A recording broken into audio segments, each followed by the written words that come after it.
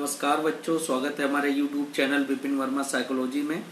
आज हम कुछ क्वेश्चन आंसर का सीरीज ले रहे हैं जो चल रहा है। उस क्वेश्चन आंसर में हम लोग एसएसटी की पेडागोजी करने जा रहे हैं। उससे रिलेटेड जो सवाल आते हैं, जूनियर स्तर पर जो बच्चे जाते हैं, जो आर्ट साइड के या कॉमर्स साइड ग्रुप के बच्चे होते हैं, जूनियर स्तर पर उनके लिए 60 सवाल एसएसटी के आते हैं। 60 जो क्वेश्चन होते हैं वो एसएसटी यानी सामाजिक अध्ययन से संबंधित होते हैं।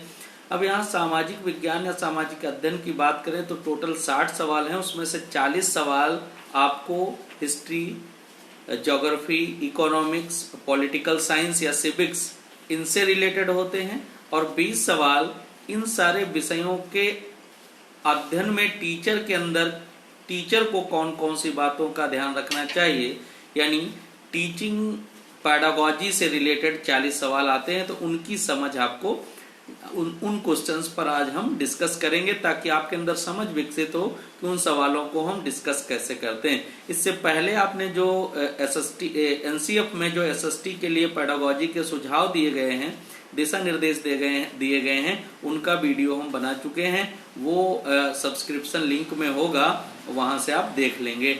ऑलरेडी पड़ा हुआ है, सर्च करके भी, और लिंक हम डाल देंगे, वहां से भी देखेंगे। तो हम सवाल लेंगे, क्वेश्चन का आंसर डिस्कस करेंगे, उससे जो टेक्निकल टर्मिनोलॉजी होगी वो डिस्कस करेंगे। प्लस इस आधार पर यानी इस क्वेश्चन के फ्रेम को नेशनल करिकुलम फ्रेमवर्क में कैसे बताया गया, इन पर चर्चा करेंगे। ये जितने भी हम क्वेश्चन लेते हैं उसका पीडीएफ फॉर्म हम आपको ड्राइव में अपलोड कर देते हैं और उसका लिंक रहता है कमेंट में या सब्सक्रिप्शन बॉक्स में। वहां से आप पेपर डाउनलोड कर लेते हो। डाउनलोड पेपर में भी रेड पेन से करेक्ट आंसर लगे रहते हैं और प्लस हम वीडियो में डिस्कस करते हैं। फिर भी अगर कोई कंफ्यूजन होता है तो आप कमेंट बॉक्स में हमें लिखते हो। तो हम पहला सवाल लेने जा रहे हैं एसएसटी पेडागोजी का। क्वेश्चन है, उच्च प्राथमिक स्तर पर सामाजिक विज्ञान के स्वरूप पर ए, बी और सी कथनों पर विचार कीजिए। प्राथमिक स्तर पर सामाजिक विज्ञान के स्वरूप में 3 कथन दिए गए हैं, इन पर विचार करना है। इसके बाद ऑप्शन दिए गए हैं। एक कथन है कि यह अपने वातावरण से लोगों का अध्ययन है। यह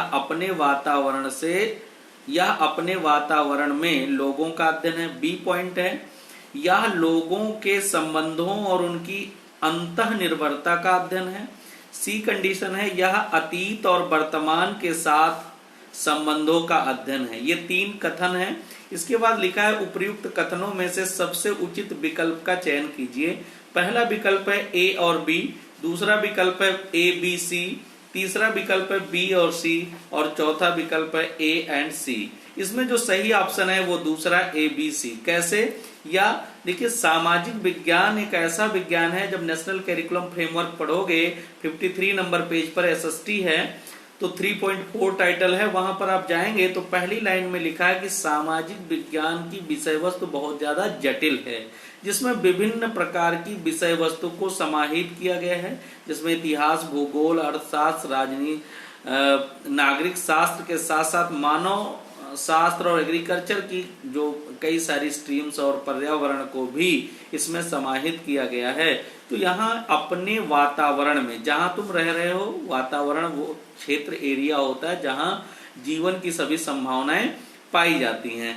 यह अपने वातावरण के में लोगों का अध्ययन है। वहां जो लोग हैं उनका इतिहास क्या है, उनका भौगोलिक स्थिति उनकी क्या है, उनके यहाँ मौसम कैसे हैं, ऋतुएं कैसी हैं, मिट्टी कैसी है और उनके संसाधन कैसे हैं, प्राकृतिक संसाधन कैसे हैं, अप्राकृतिक संसाधन कैसे हैं, कई प्रकार की जो गतिविधियों का अध्ययन करते हैं। तो दूसरा पॉइंट है, यहाँ लोगों के संबंधों तथा उनकी अंतःक्रिया का अध्ययन। हाँ, वहाँ जानवरों का वनस्पति पर क्या प्रभाव है या ह्यूमन पॉपुलेशन का नेचर पर क्या इफेक्ट है, इनके बीच जो इंटरेक्शन है, अंतःक्रिया है, उसका अध्ययन करते हैं। तीसरा, यह अतीत और वर्तमान के संबंधों का अध्ययन है। ये भी बात सही है, इतिहास हो, भूगोल हो, इकोनॉमिक्स हो, सिविक्स हो, इसमें हम अतीत और वर्तमान, पहले क्या स्थितियां थी, फ्यूचर में क्या होगा, अभी वर्तमान में क्या स्थिति है, क्या था, क्या है और क्या होगा, इन तीनों के जुड़ाव पर भी हम चर्चा करते हैं। तो ये महत्वपूर्ण प्रश्न था। ये जो हमारे पेपर में है, पेपर का नंबर है, पेपर के क्वेश्चन के नंबर का जो नंबर हम पढ़े तो 63 है, और वैसे पहला हमारा क्वेश्चन है। दूसरा क्वेश्चन हम लेंगे, उच्च प्राथमिक स्तर पर सामाजिक एवं राजनैतिक जीवन की पाठ्यपुस्तकों में निम्नलिखित विषयों में से किससे संबंधित विषय वस्तु सम्मिलित होती है। उच्च प्राथमिक स्तर पर सामाजिक और राजनैतिक जीवन की पाठ्यपुस्तकों पर, सामाजिक और राजनैतिक, पहले नागरिक शास्त्र था, फिर आगे जब आप उच्च शिक्षा में जाते हो तो वहां राजनीति विज्ञान, पॉलिटिकल साइंस आती है, इससे पहले सिविक्स आती है। तो सिविक्स क्या है, हमारे स्थानीय शासन प्रशासन के बारे में बताती है, जबकि पॉलिटिकल साइंस क्या करती है, इंटरनेशनल लेवल पर क्या गवर्नेंस के प्रोसीजर हैं, क्या फॉरेन अफेयर्स है, क्या पूरा प्रोसीजर है, थिंकिंग क्या है, किस फिलोसफर ने गवर्नेंस के प्रोसीजर को कैसे डिफाइन किया है। पॉलिटिकल साइंस का दर्शन जो है, अलग अलग इंडियन और फॉरेन थिंकर्स ने अपनी अपनी विवेचनाएं दी हैं। तो पॉलिटिकल साइंस में इन सब के थॉट और थिंकर्स नेशनल इंटरनेशनल लेवल पर चले जाते हैं।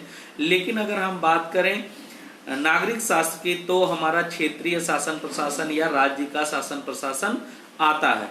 तो यहाँ पर बात आती है कि उच्च प्राथमिक स्तर पर सामाजिक एवं राजनैतिक जीवन की पाठ्यपुस्तकों में निम्नलिखित विषयों में से किससे संबंधित विषय वस्तु सम्मिलित होती है। पहला है मनोविज्ञान, मनोविज्ञान एक अलग सब्जेक्ट है, इसका कोई इससे लेना देना नहीं। अंतरराष्ट्रीय संबंध, हाँ अंतरराष्ट्रीय संबंध हो सकते हैं, लेकिन यहाँ कहा गया है सामाजिक और राजनैतिक जीवन की पाठ्यपुस्तक। इसके बाद है अर्थशास्त्र और चौथा है दर्शन शास्त्र। तो हम यहाँ सामाजिक और राजनैतिक जीवन में इकोनॉमिक्स यानी अर्थशास्त्र की विषय वस्तु को सम्मिलित करते हैं, ताकि लोगों को सामाजिक अर्थव्यवस्था, राजनैतिक अर्थव्यवस्था, इन सब के बारे में समझ विकसित हो बच्चों के अंदर स्थानीय स्तर पर। इसलिए तीसरा ऑप्शन राइट है। अगला सवाल है, आप ऐतिहासिक कल्पना क्यों प्रश्न पूछेंगे। बड़ा अच्छा सवाल है। आप ऐतिहासिक कल्पना पर प्रश्न क्यों पूछेंगे, निम्नलिखित में से सबसे उचित विकल्प को चुनिए।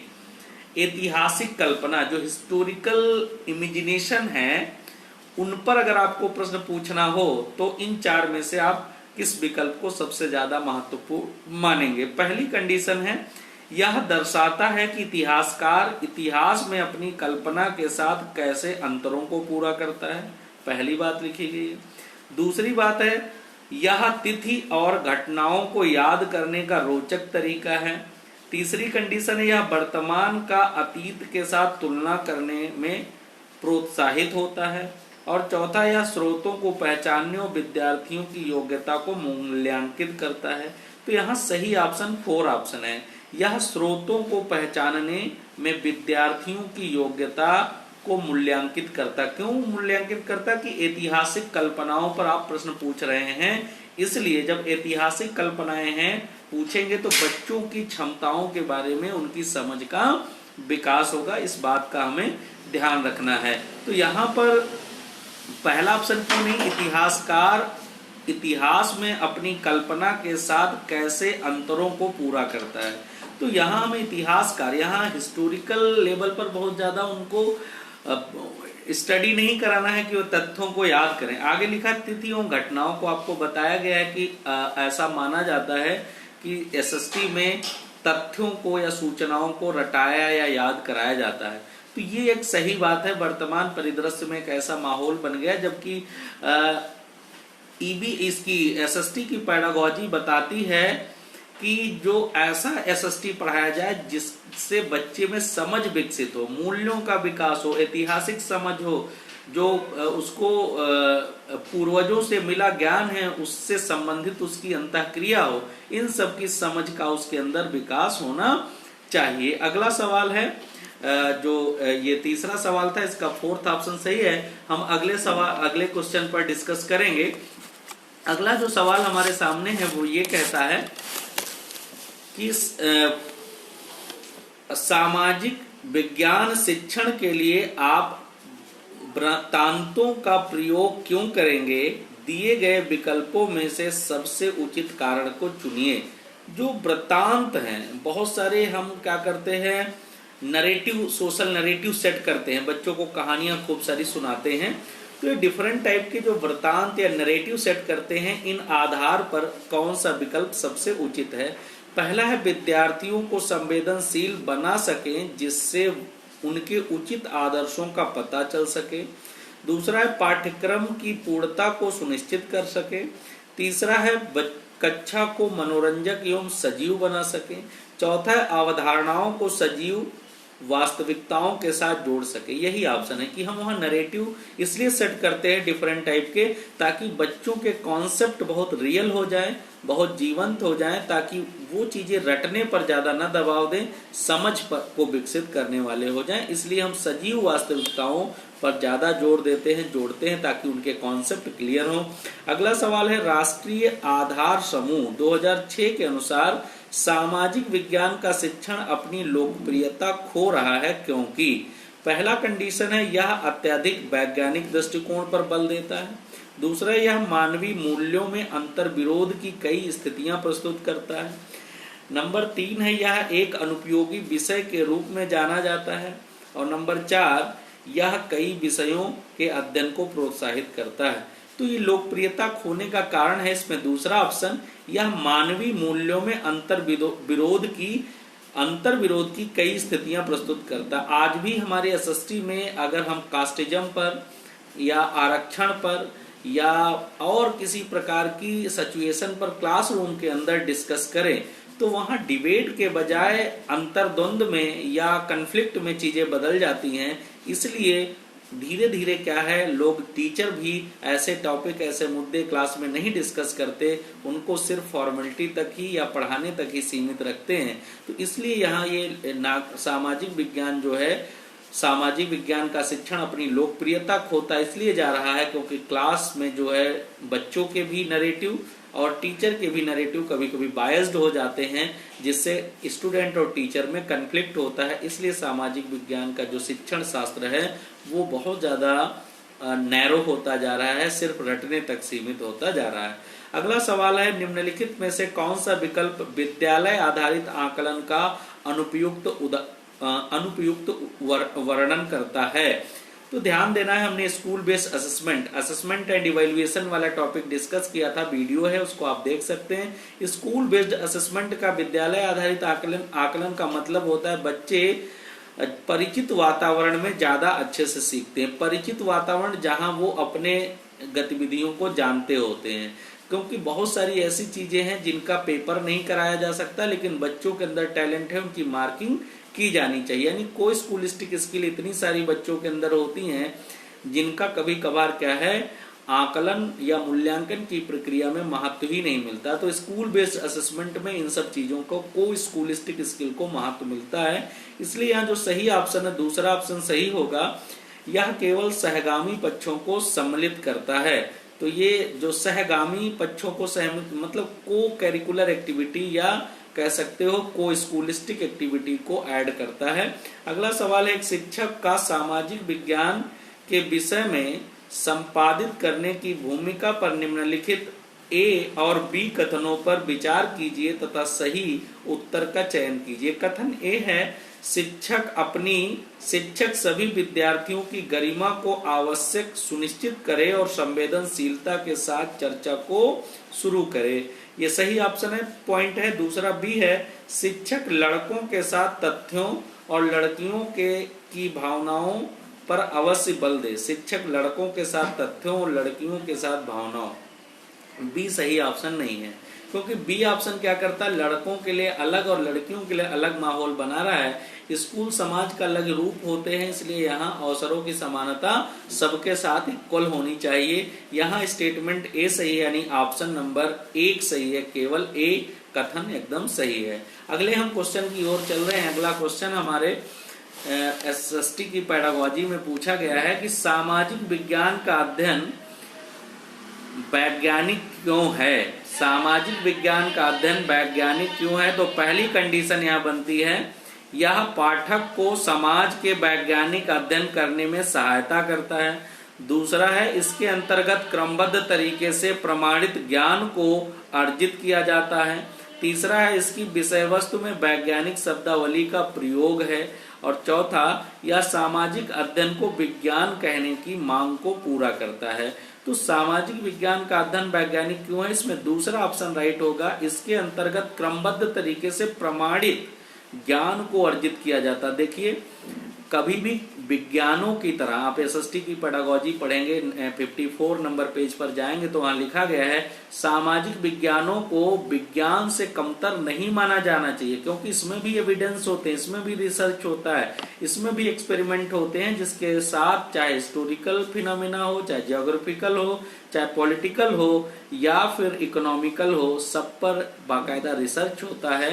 तो उनको विज्ञानों से कमतर बिल्कुल या कम प्रमाणित नहीं माना जाना चाहिए। अगला लिखा है क्वेश्चन, बहुत अच्छा क्वेश्चन है।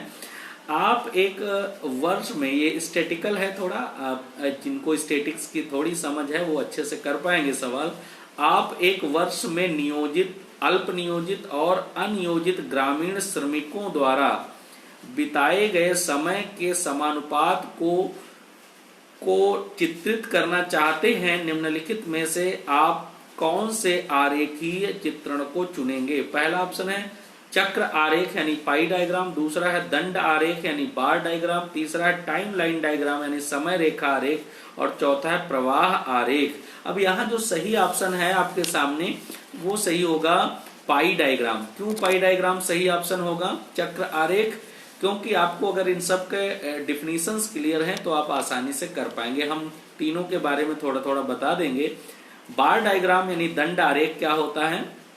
दंड आरेख होता है, इसको स्तंभ रेखा चित्र भी कहते हैं, किसी समूह के विभिन्न गुणों वाले व्यक्तियों, वस्तुओं की संख्या या गुण विशेष पर कई समूहों की स्थितियों की तुलनात्मक प्रस्तुति के लिए दंड आरेख का हम प्रयोग करते हैं। दंड आरेख इसको हम लोग बार डायग्राम कहते हैं, यानी किसी दो ग्रुप हैं, जैसे कुछ महिलाएं, 4 महिलाएं और 5 पुरुष हैं एक ग्रुप में, तो इनको प्रदर्शित करना है तो हम क्या करेंगे? बार डायग्राम के द्वारा प्रदर्शित कर देंगे। 5 गोले बना देंगे पुरुषों के लिए और 4 गोले बना देंगे स्त्रियों के लिए, तो ये बार डायग्राम। लेकिन यहाँ जो सही ऑप्शन है वो पाई डायग्राम है। पाई डायग्राम या वृत्त आरेख कहते हैं। ये क्या होता है? वृत्त आरेख जैसे इसका उपयोग साधारणतः किसी समूह की संरचना या गठन को स्पष्ट करने के लिए किया जाता है। जैसे अब वातावरण में विभिन्न प्रकार की गैसें हैं, ऑक्सीजन है, नाइट्रोजन है और जीरो ऑर्डर गैसेस हैं, तो इनके परसेंटेज को अगर हमें बताना है तो हम क्या करेंगे? पाई डायग्राम लेंगे। पाई डायग्राम क्या होता है? एक सर्किल की तरह होता है जिसके केंद्र में 360 डिग्री का एंगल बनता है। अब 360 डिग्री एंगल, जो जितनी पॉपुलेशन है, जो वहां पर समूह की संरचना या गठन है नंबर, उस आधार पर हम उसको एंगल वाइज यानी स्पेस देते चले जाते हैं। तो ये गोला बना लीजिए और गोले में नाइट्रोजन सबसे ज्यादा है परसेंटेज, तो उसको बड़े भाग में दर्शा दीजिए। उसके बाद क्या है? ऑक्सीजन है, उसके बाद जीरो ऑर्डर गैसेस हैं, तो धीरे धीरे पूरे गोले में हम उसको डिफाइन कर देंगे।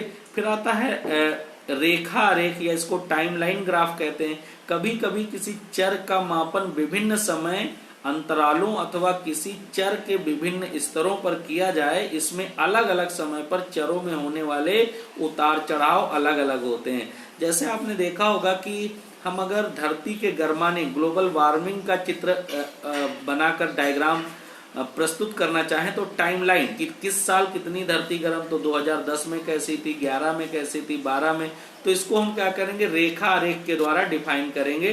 तो ये रेखा ऊपर नीचे होती, जिस साल जितनी गर्मी होती है उस आधार पर बढ़ता चला जाएगा। प्रवाह आरेख, फ्लो डायग्राम का यहाँ कोई मतलब नहीं है। फ्लो डायग्राम बेसिकली क्या होता है? किसी डेटा को देख करके और उसके बिहाफ पर नॉर्मल तरीके से फ्लो चार्ट या फ्लो डायग्राम बनाना होता है। अगला सवाल है कि विद्यार्थियों का सामाजिक विज्ञान विषय में कला के माध्यम से आकलन करने का सबसे उचित कारण चुनिए। पहली कंडीशन है यह विद्यार्थियों की चित्रकला की योग्यता में सुधार लाता है। दूसरा, यह पाठ्यपुस्तक में दर्शाई गई विभिन्न अभिव्यक्ति शैलियों के आनंद लेने का माध्यम है। तीसरा, यह एक आनंदमयी मूल्यांकन का तरीका है। और चौथी कंडीशन है यह अवधारणाओं का एक व्यक्तिगत प्रस्तुतिकरण करने का अवसर प्रदान करता है। ये बड़ा बढ़िया ऑप्शन है, चौथा ऑप्शन राइट है। क्वेश्चन सा सामाजिक विषय में कला के माध्यम से आकलन तो आप एनसीएफ पढ़ेंगे तो कला का मतलब ही होता है स्वयं को अभिव्यक्त करने की क्षमता या विकास। तो यहाँ यह अवधारणाओं का व्यक्तिगत प्रस्तुतिकरण करने के अवसर प्रदान करता है कला की। तुम क्या सोचते हो किस बारे में, तो उसके बारे में कला के द्वारा तुम व्यक्तिगत तरीके से। अगला क्वेश्चन ग्लोबल वार्मिंग से रिलेटेड है। निम्नलिखित में से भूमंडलीय तापन यानी ग्लोबल वार्मिंग पर हुई परियोजनाओं में से कौन सा द्वितीयक स्रोत पर आधारित है। जो लोग थोड़ा बहुत रिसर्च मेथोडोलॉजी जानते हैं तो हिस्टोरिकल रिसर्च के बारे में जानते होंगे। जो ऐतिहासिक अनुसंधान होते हैं इसमें क्या है, डेटा का जो कलेक्शन होता है वो प्राइमरी और सेकेंडरी सोर्स पर आधारित होता है। प्राइमरी सोर्स वो होते हैं जिसमें रिसर्चर खुद इन्वॉल्व होता है। सेकेंडरी सोर्स वो होता है जब कोई घटना सुनकर या देख करके, सुन करके या किसी किताब के द्वारा पढ़ करके उसका एनालिसिस करता है। जैसे तुम्हारे सामने कोई एक्सीडेंट होता है तो वो घटना का जो कुछ लेखा जोखा तुम्हारे पास आया वो प्राइमरी सोर्स होगा, लेकिन वही घटना या एक्सीडेंट को किसी दोस्त ने देखा और फिर तुमको बता रहा है जो जानकारी होगी वो सेकेंडरी स्रोत की में चली जाएगी। क्वेश्चन पूछा गया भूमंडलीय तापन पर हुई परियोजनाओं में से कौन सा द्वितीयक स्रोत पर आधारित है। तो पहला, यह क्षेत्र में रह रहे वरिष्ठ नागरिकों से मौसम में होने वाले परिवर्तनों का पर साक्षात्कार है। दूसरा है भूमंडलीय तापन पर चित्रों का कोलाज बनाना। तीसरा है मौसम विज्ञान के कार्यालय द्वारा एकत्रित मौसम के अविश्लेषित आंकड़ों पर आधारित आरेखी निरूपण। और चौथा है एक पाठ्य पुस्तक में उल्लेखित मौसम में हुए परिवर्तनों पर आधारित चर्चा करना। तो यह थर्ड ऑप्शन राइट है, क्योंकि यहाँ द्वितीयक स्रोत के बारे में आपसे पूछा जा रहा है, सेकेंडरी सोर्स के बारे में पूछा जा रहा है, तो इसलिए हमें यहाँ थर्ड ऑप्शन राइट ऑप्शन कहना चाहिए। अगला सवाल देखते हैं। अगला सवाल जो हमारे सामने है वो ये सवाल है कि एक शिक्षक विद्यार्थियों को कुछ मापदंड देते हैं और कहते हैं कि वे उन पर आधारित अपनी परियोजनाओं का आकलन करें। निम्नलिखित में से आकलन के तरीके का प्रयोग शिक्षक द्वारा किया गया है। अभी हमने इस आकलन के बारे में डिस्कस नहीं किया है।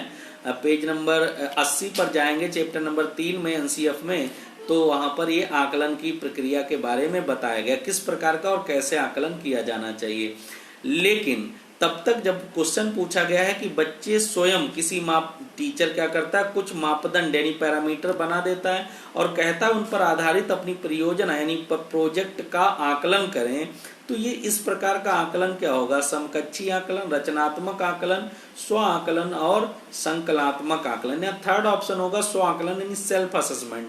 हमने रचनात्मक आकलन के बारे में बताया, चलती हुई क्लास में होता है, फ्लेक्सिबल होता है, नॉन कॉम्पिटिटिव कम्प्रहेंसिव होता है, और एक इसमें और ऑप्शन आया है समेटिव असेसमेंट यानी संकलात्मक या योगात्मक आकलन कहते हैं, ऐसे कहते हैं। ये सेशन खत्म होने के बाद या पाठ्यक्रम खत्म होने के बाद किया जाता है।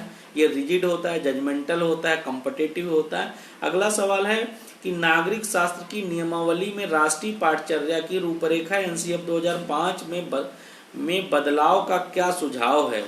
तो बदलाव का सुझाव है यहाँ पहला ऑप्शन है इतिहास, दूसरा भूगोल, तीसरा सामाजिक और राजनीतिक जीवन, चौथा अर्थशास्त्र। यहाँ थर्ड ऑप्शन सामाजिक और राजनीतिक जीवन बताने की बात की गई। अगला सवाल है निम्नलिखित में से उच्च प्राथमिक स्तर पर सामाजिक विज्ञान के कक्ष में आप किस मूल्य पर सबसे कम बल देंगे।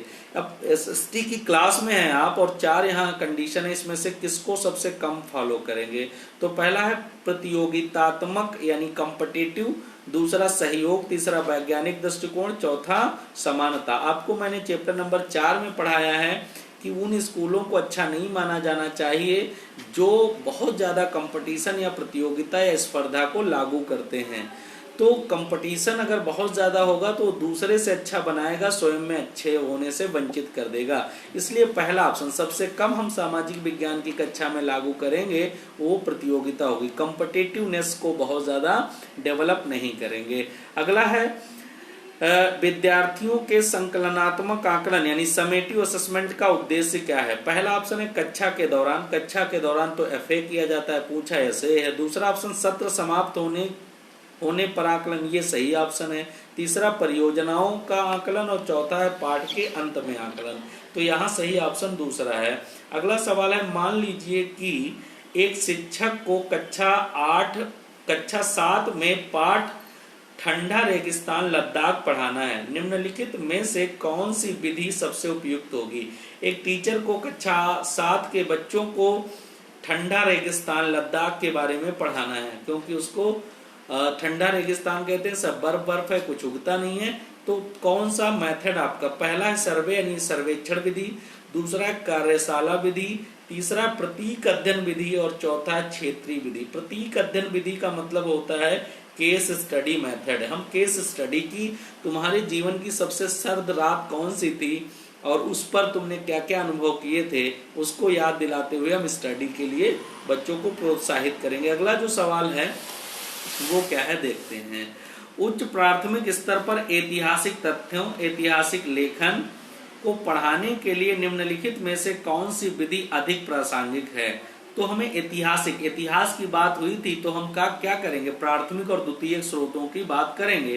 तो पहला ऑप्शन है परियोजना विधि, दूसरा है मानचित्र विधि, तीसरा है समस्या समाधान विधि और चौथा स्रोत विधि, सोर्स मेथड। तो हम स्रोतों पर बात करेंगे, क्योंकि ऐतिहासिक तथ्यों और ऐतिहासिक लेख की सोर्स मिला कहाँ से और कितना पुराना है, उसका हम हिस्टोरिकल डेटा लेंगे, तो हम स्रोत विधि का प्रयोग करेंगे, सोर्स मेथड का। अगला है एनसीएफ 2005 की संस्तुति के अनुसार बच्चों का विद्यालय जीवन निम्नलिखित में से किसके साथ जुड़ा होना चाहिए? ये क्वेश्चन कई बार पूछा गया है। तो बच्चों का विद्यालय जीवन एनसीएफ कहती है कि स्कूल से बाहर की दुनिया या किताब की बाहर की दुनिया के साथ जुड़ा होना चाहिए। पहला ऑप्शन है विद्यालय के बाह्य वातावरण, दूसरा है वार्षिक परीक्षा, तीसरा मुख्य धारा के विचार और चौथा विद्यालय की आधारभूत संरचना। तो यहाँ पहला ऑप्शन आपका राइट ऑप्शन होगा, विद्यालय के बाह्य वातावरण। अगला क्वेश्चन है, निम्नलिखित में से किस विकल्प को दंड आरेख द्वारा सबसे अच्छे तरीके से दर्शाया जा सकता है? दंड आरेख का मतलब होता है, यहाँ पर हमने बार डायग्राम के बारे में अभी आपको बताया था। तो तापमान, दूसरा वायुदाब, तीसरा वर्षा और चौथा आर्द्रता, ह्यूमिडिटी। यानी सही ऑप्शन यहाँ तीसरा होगा।